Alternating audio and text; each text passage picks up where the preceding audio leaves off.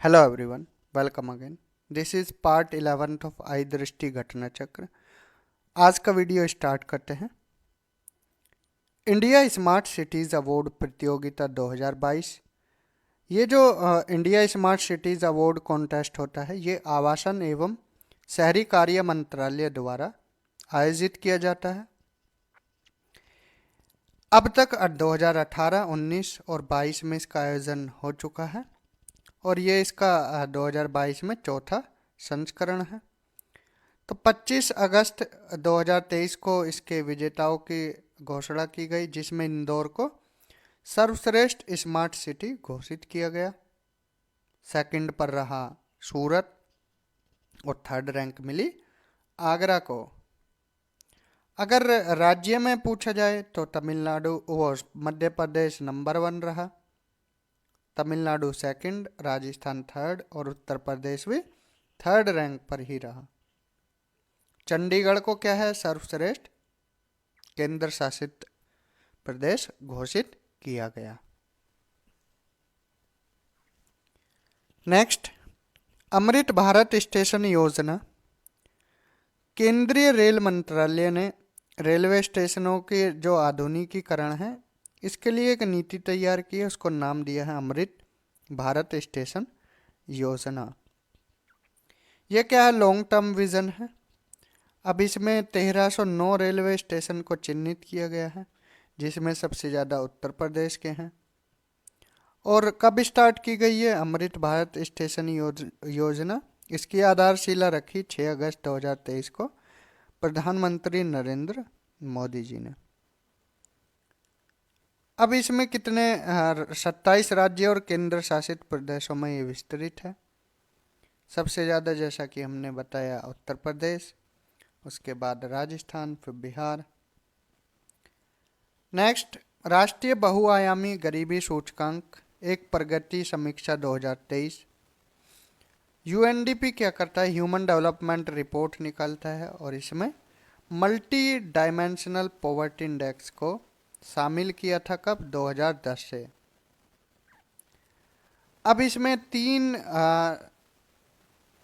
आयामों को देखा जाता है: स्वास्थ्य, शिक्षा और लिविंग स्टैंडर्ड्स, मीन्स रहने सहने का तरीका कैसा है, रहन सहन का तरीका। इसी के बेस पर यह जो राष्ट्रीय बहुआयामी गरीबी सूचकांक निकाला जाता है। इसमें कितने हैं संकेतक हैं? 12 संकेतक हैं।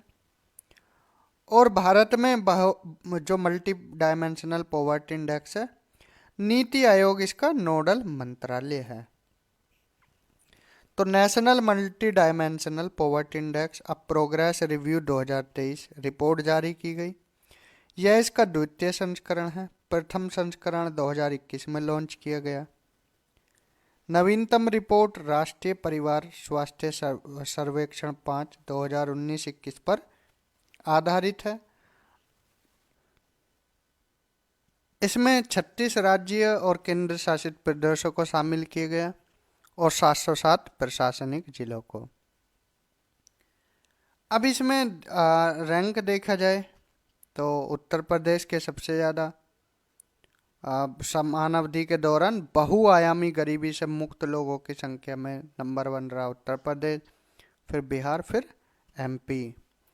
अगर देखा जाए सर्वाधिक बहुआयामी गरीबी वाले शीर्ष 5 राज्य कौन कौन से हैं, तो नंबर 1 बिहार है, फिर झारखंड, फिर मेघालय। तो ये तीनों आपको राज्य याद रखने: बिहार, झारखंड, मेघालय। रिपीट करते हैं: बिहार, झारखंड और मेघालय। केरल में सबसे ज़्यादा गरीब जनसंख्या है।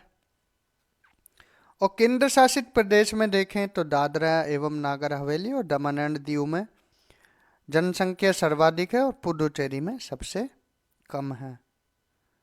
गरीब लोगों की संख्या में सबसे तेज कमी उत्तर प्रदेश, बिहार, एमपी, उड़ीसा, राजस्थान में दर्ज की गई है। ये था राष्ट्रीय बहुआयामी गरीबी सूचकांक एक प्रगति समीक्षा 2023। और कौन सा संस्करण? द्वितीय। पहला 2021 में रहा। रिपोर्ट, जो नवीनतम रिपोर्ट है, किस पर आधारित है?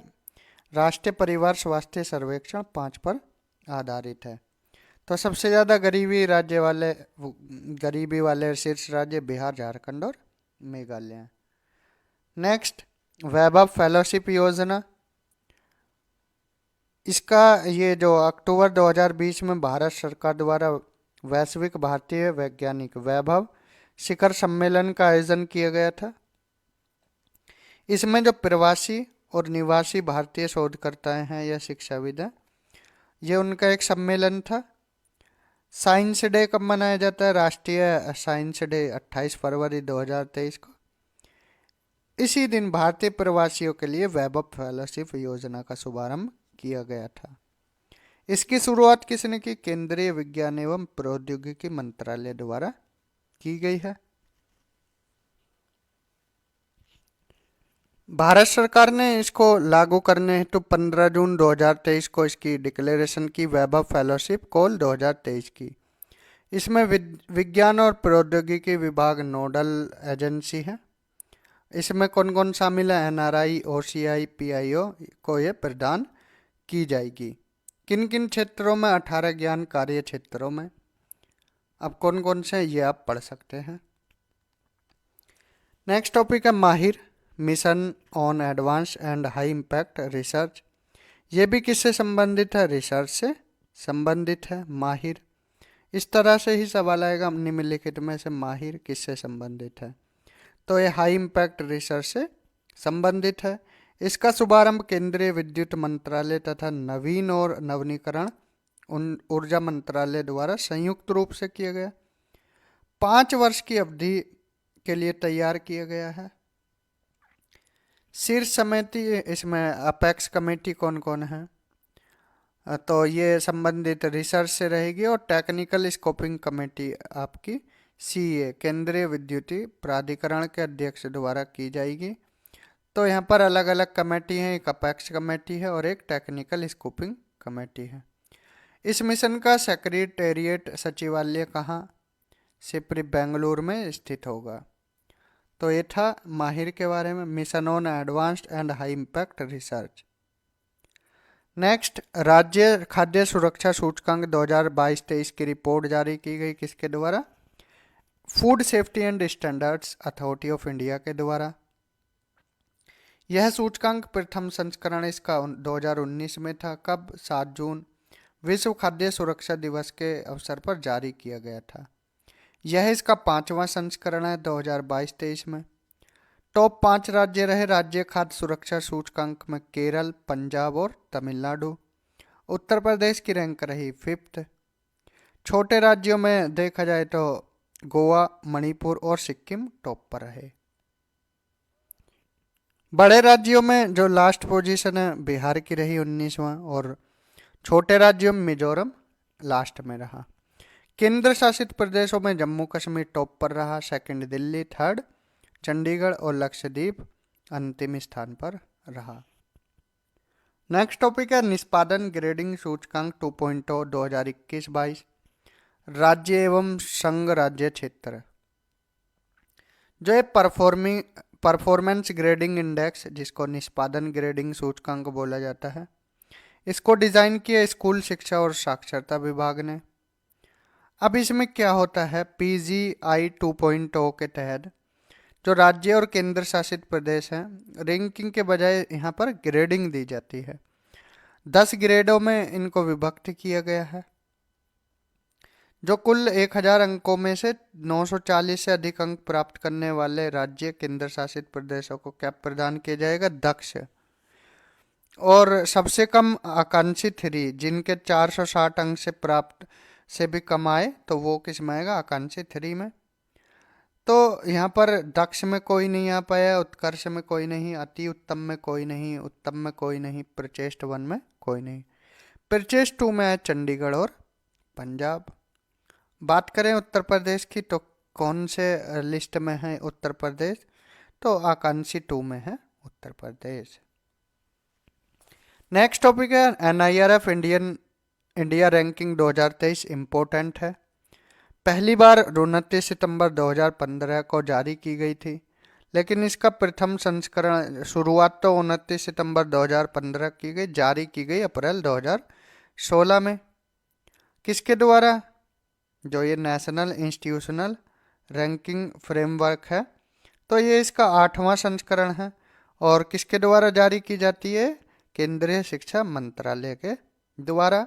5 कैटेगरीज में, एक ओवरऑल कैटेगरी होती है, एक कॉलेज, एक यूनिवर्सिटी, एक रिसर्च इंस्टीट्यूशन और एक इनोवेशन। तो 8 विभिन्न सब्जेक्ट डोमेन में इन रैंक दी जाती है और 3 विशिष्ट बदलाव किए गए हैं 2023 की जो इंडिया रैंकिंग संस्करण है, इसमें 3 बदलाव किए गए हैं।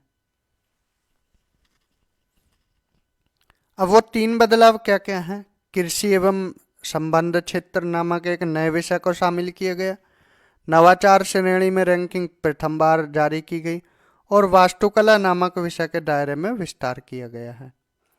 तो ओवरऑल जो कैटेगरी है, लगातार 5वें वर्ष आईआईटी मद्रास को फर्स्ट रैंक मिली है, सेकंड आईआईएससी बेंगलोर और थर्ड आईआईटी दिल्ली को मिली है। इंडिया रैंकिंग्स 2023 में जो शीर्ष 10 में उत्तर प्रदेश के केवल आईआईटी कानपुर को 5वां स्थान प्राप्त हुआ है। आईआईटी पटना को 66वां रैंक मिली है। तो बात करें अब यहाँ पर कॉलेज श्रेणी में, तो मिरांडा हाउस फिर से टॉप पर रहा है। अनुसंधान श्रेणी में आईआईएससी बेंगलुरु रहा है रिसर्च में। नवाचार में, इनोवेशन श्रेणी में आईआईटी कानपुर, इंजीनियरिंग में आईआईटी मद्रास, प्रबंधन मैनेजमेंट में आईआईएम अहमदाबाद, फार्मेसी में राष्ट्रीय औषधीय शिक्षा एवं अनुसंधान संस्थान हैदराबाद। फार्मेसी में कौन रहा? हैदराबाद का। चिकित्सा में रहा एम्स दिल्ली। दंत चिकित्सा विषय में शीर्ष स्थान मिला किसको? Savita institute of medical and technical sciences Chennai Tamil Nadu को। विधि विषय में मिला national law school of India university Bengaluru को और वास्तुकला में आईआईटी रुड़की और कृषि में भारतीय कृषि अनुसंधान संस्थान नई दिल्ली। तो ये नया ऐड किया है, तो किसको मिला है? भारतीय कृषि अनुसंधान संस्थान नई दिल्ली को। नेक्स्ट टॉपिक है, नई संसद भवन का उद्घाटन हुआ है। 28 मई 2023 को प्रधानमंत्री नरेंद्र मोदी जी द्वारा नए संसद भवन का उद्घाटन किया गया। जो पुराना था वो एडविन लुटियंस और हर्बर्ट बेकर ने सेंट्रल विस्टा परिसर की परिकल्पना की थी। वर्ष 1931 में इसका उद्घाटन किया गया था, जो पुराना वाला भवन था और वो संसद भवन था। नए वाले का उद्घाटन 28 मई 2023 को किया गया। 75 रुपये का सिक्का और स्मारक डाक टिकट भी जारी किया गया और जो लोकसभा स्पीकर हैं उनकी कुर्सी के बगल में सेंगोल भी स्थापित किया गया। सेंगोल क्या है, ये हमने अपनी वन लाइनर्स में भी बताया था कि सेंगोल क्या है। जब भारत आज़ाद हुआ था तो तमिल जो धार्मिक मठ के गुरु थे उन्होंने जवाहरलाल नेहरू को सौंपा था और उसके बाद ये इलाहाबाद संग्रहालय में रख दिया गया था। किसका प्रतीक है? जो चोल राजाएं थे उनके जो हाई प्रीस्ट होते थे वो क्या करते थे? सेंगोल को एक राजा से दूसरे राजा को सौंप देते थे। तो ये सेंगोल के बारे में था। तो जो संसद भवन है 4 मंजिला है, ट्रायंगल शेप में है और 3 मुख्य द्वार हैं, ज्ञान द्वार, शक्ति द्वार और क्रम द्वार। 888 सीटों की कैपेसिटी है। राष्ट्रीय पक्षी मोर पर आधारित है। राष्ट्रीय पुष्प कमल और राष्ट्रीय वृक्ष बरगद पर स्थित है। यह था किसके बारे में? नई संसद भवन के उद्घाटन के बारे में। नेक्स्ट टॉपिक है उड़ान 5.2। वर्ष 2016 में केंद्रीय सरकार द्वारा पहली बार देश की राष्ट्रीय नागर विमान नीति नेशनल सिविल एविएशन पॉलिसी की डिक्लेरेशन की गई थी। राष्ट्रीय नागर विमानन नीति। तो उड़ान स्कीम ये तब की ही महत्वपूर्ण घटक है इसका। तो उड़ान का उड़े देश का आम नागरिक कब शुरू की गई है? इसका शुभारंभ अक्टूबर 2016 में ही किया और इसकी पहली उड़ान शिमला से दिल्ली के बीच प्रारंभ की गई।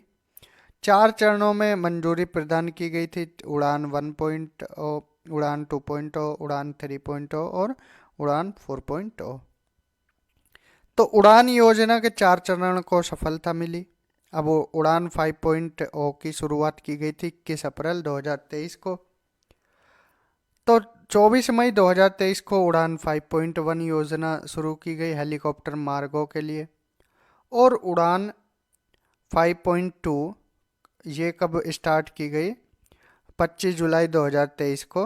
जो मंत्री हैं केंद्रीय नागर विमानन मंत्री ज्योतिरादित्य सिंधिया ने खजुराहो एमपी से स्टार्ट की थी। हेली शिखर सम्मेलन 2023 का उद्घाटन किया था। हेली शिखर सम्मेलन 2023 पांचवा हेलीकॉप्टर एवं लघु विमान शिखर सम्मेलन था। ध्यान रखना है किसके बारे में? उड़ान 5.2 के बारे में। नेक्स्ट टॉपिक है कर्नाटका विधानसभा चुनाव 2023।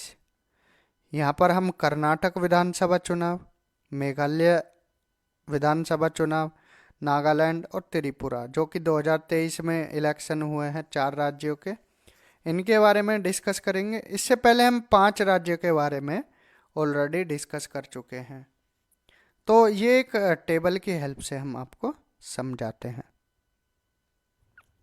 यहाँ पर हम 4 राज्यों के विधानसभा चुनाव जो कि 2023 में हुए उनके बारे में जानेंगे। इससे पहले भी हमने 5 राज्यों के विधानसभा चुनाव के बारे में पढ़ा था।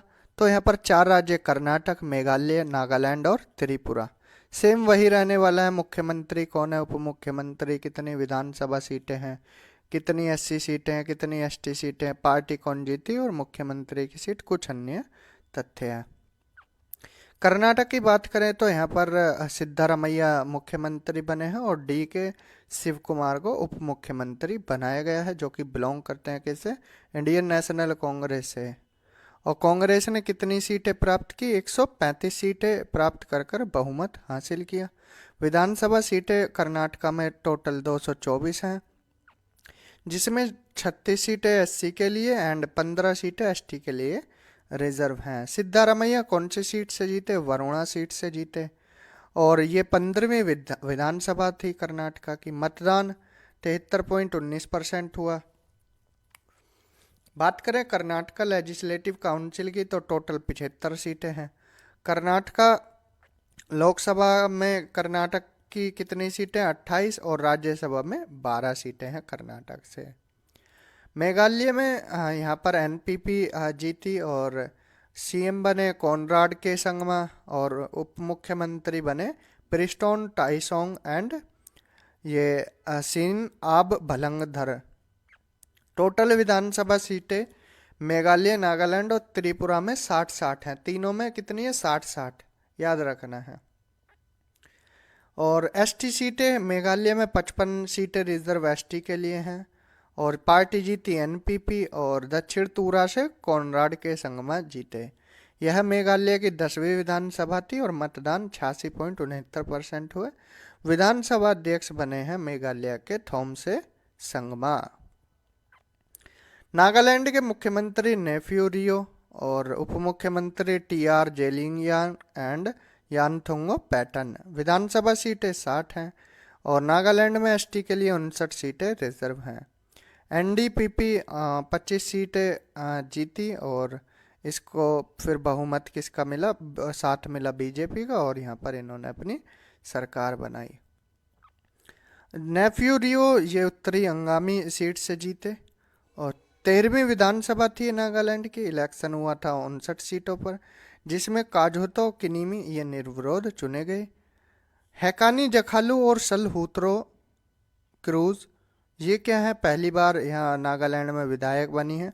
अगर फर्स्ट फीमेल एमएलए पूछा जाए तो हैकानी जखालू को लगाना है। अध्यक्ष सेरिंगेन लोंगकुमेर बने हैं। वहीं त्रिपुरा की बात की जाए तो मुख्यमंत्री माणिक साहा और विधानसभा सीटें टोटल कितनी है त्रिपुरा में? 60, 10 एससी के लिए रिजर्व है और 20 एसटी के लिए।